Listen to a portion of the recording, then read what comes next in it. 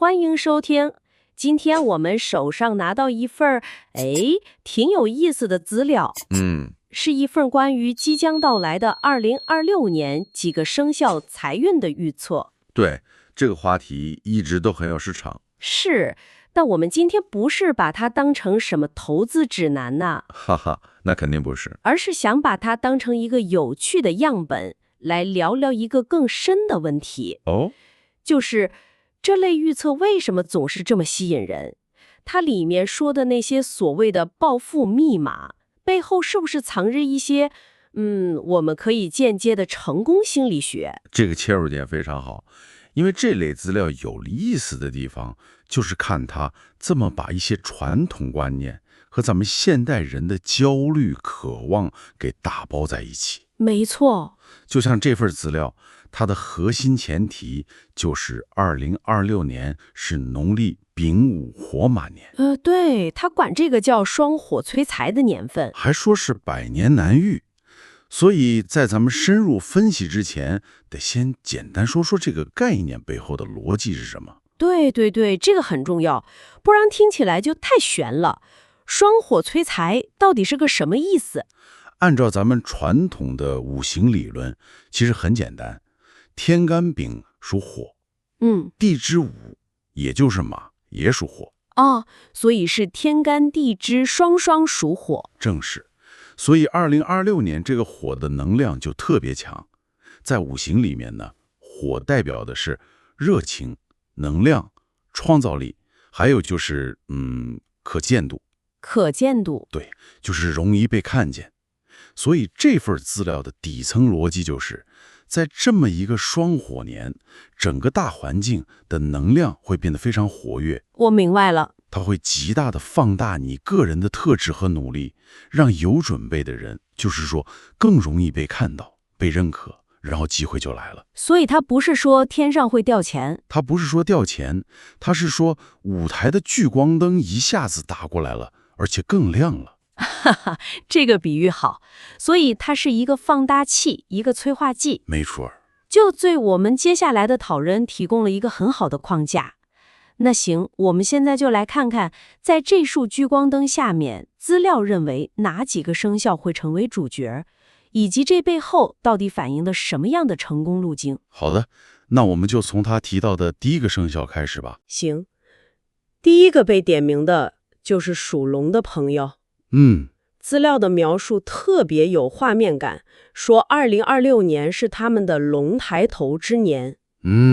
龙抬头，对，说火马年的能量就像是火箭燃料，会把他们的事业推向一个新高度。他还提了个词儿叫王者气场，说这种气场在这一年会被放大10倍。这个听起来就有点悬了啊。哈哈，是有点。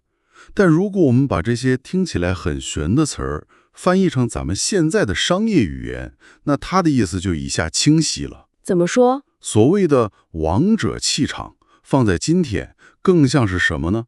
强大的个人品牌、自信，还有领导力的体现。这么一说就懂了。而那个火箭燃料一样的助推力，指的就是你过去积累的社会资本、人脉和声誉。对，就是人脉和声誉，在这一年集中变现了。所以我明白了。资料里提到的那个关键点，贵人运，其实不是说你运气好，凭空就冒出个贵人来帮你。没错，而是你之前的专业能力，你的为人处事已经给你铺好了路。2026这个火年，只是让你的价值更容易被看见了。对，从而吸引来了那些能帮你更上一层楼的人。正是这个道理。这背后其实指向一个非常现实的商业原则：网络效应和声誉的价值。是的，它里面那个案例也印证了这一点。对，那个88年出生的张先生，说他业务拓展不顺，但在2026年被行业大佬看中了。我们可以推断一下，这位大佬他肯定是不是随机选人的？那肯定的。他一定是看到了张先生身上某种已经存在的，但之前没被充分赏识的潜力和能力。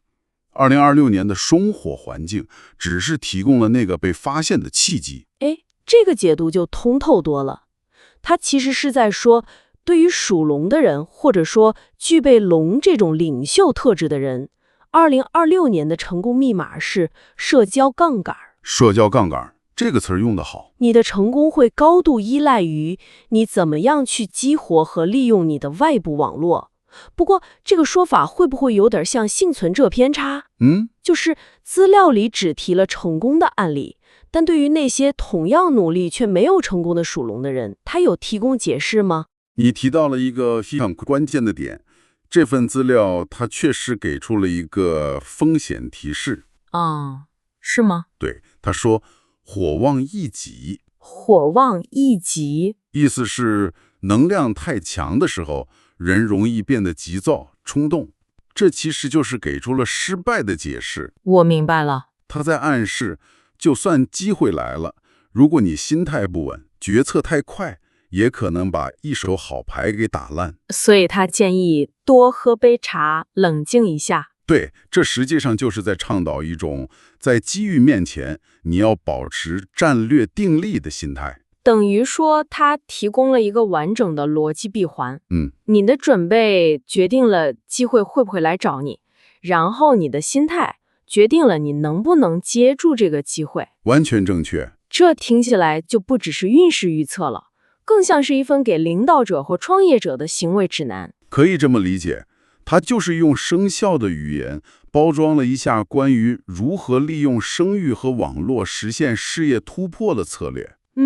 属龙的成功听起来更多是依赖外部的贵人相助，还有已经建立的声誉。对，我就很好奇，下一个生肖的致富路径是相似的，还是说完全靠自己？资料里提到的属猴的朋友，好像走的是另一条完全不同的路。的确是截然不同的路径。如果说属龙的关键词是借力，那么属猴的关键词就是创造。创造。对，资料形容2026年是属猴朋友的灵感大爆炸年，说大脑像装了财富雷达。这个说法太有趣了。对，他把焦点从外部的人脉一下转向了内部的创意和洞察力。是，而且他特别点出了几个领域：自媒体、电商、短视频，这些可都是需要快速反应、不断产生新点子的行业。这似乎是在暗示，属猴的人在2026年的优势在于他们的网感和商业敏感度。财富雷达这个词，说白了就是对企业家精神里机会识别能力的一个生动描述。机会识别，也就是在别人还没看到商机的地方，你提前嗅到那个味道了。就像资料里那个案例。对，那个案例非常有棋盘性。一位女士在闲鱼上卖旧包，结果被网红看中，最后自己成了时尚博主。这个案例确实很抓人眼球，但他也把成功的关键归结为被网红看中。这似乎让个人努力之外的那个运气的成分显得特别重。你觉得资料想强调的到底是运气还是实力？我觉得他想强调的是运气和实力的那个结合点。结合点。对，那个被看中是运气，是偶然的偏财运，就像他提到的买彩票中奖一样。但这份资料真正的洞见在于他接下来说的话。他说什么了？他建议要把这些小确幸转化为大事业。等一下，所以对属猴的朋友来说，关键点不是天降横财，不是，而是要把一个偶然的小机会给它资本化。这听起来已经不是运势的范畴了，更像是一个创业课的核心思想。完全正确，这正是这份资料高明的地方。他在教你怎么用精益创业的思维。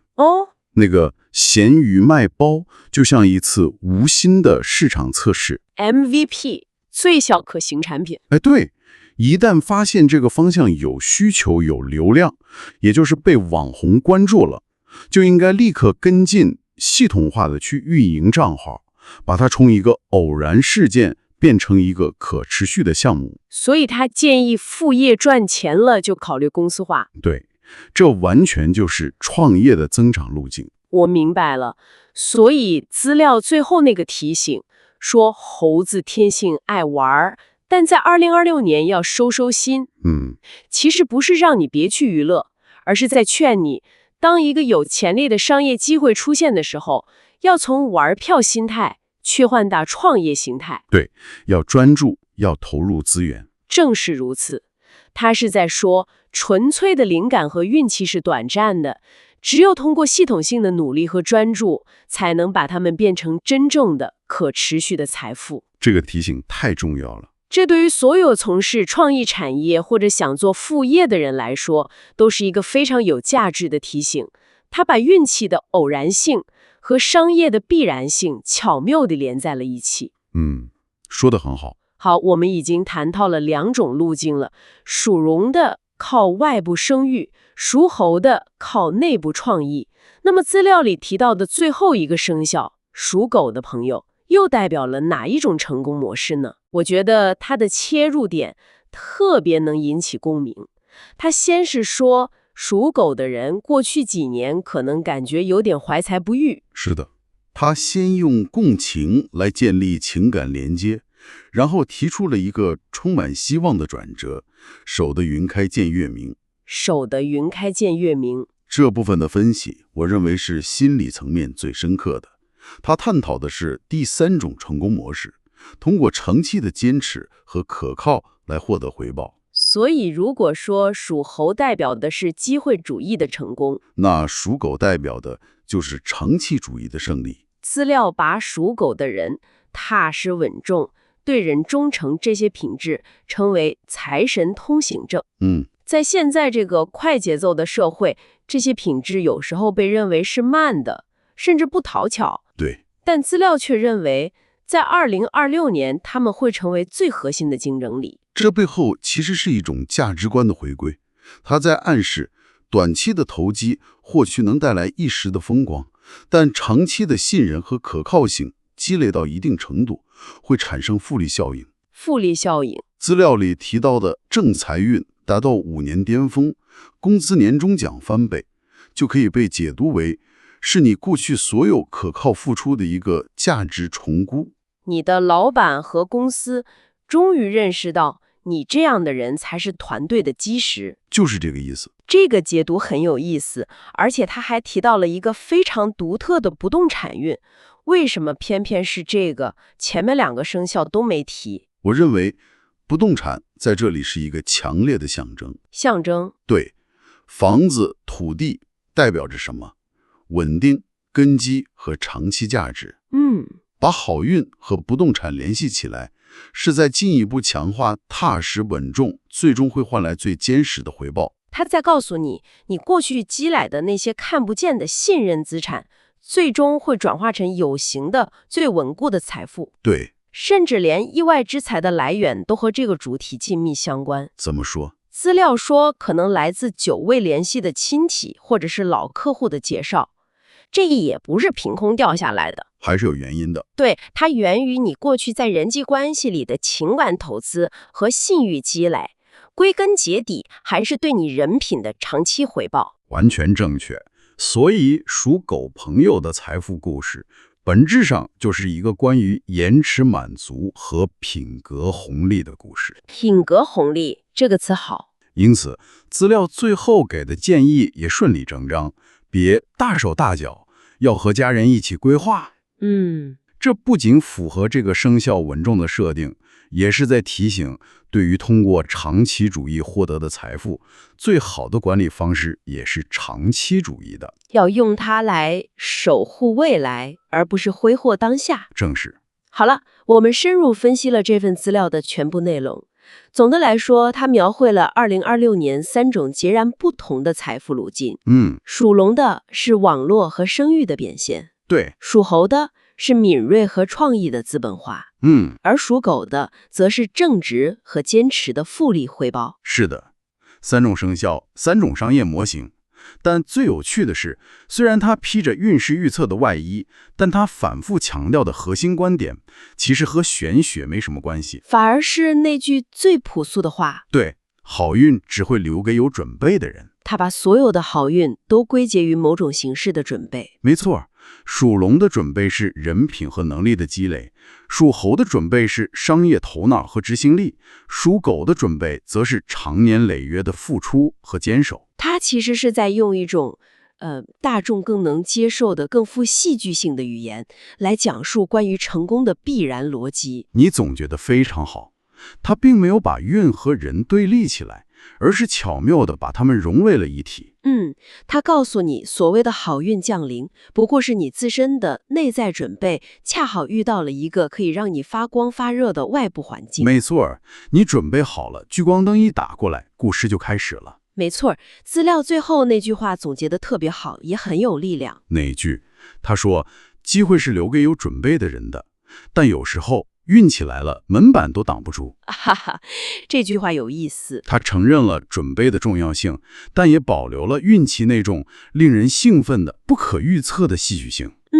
这是一个非常乐观，也让人充满干劲的结尾。的确如此。那么这也给我们留下一个可以让你继续思考的问题。这份资料它用了3个生肖作为成功范式的原型。对，现在请你暂时抛开自己的生肖不谈，想一想这3种财富密码：龙的网络之道，猴的创新之道，狗的诚信之道，哪一种与你此刻正在付出的努力、正在坚持的品质最为契合？或许你命中注定的那个双火之年，那个让你所有准备都得以兑现的时刻，并不取决于天干地支，而是取决于你决定将哪条路走到极致的那一天。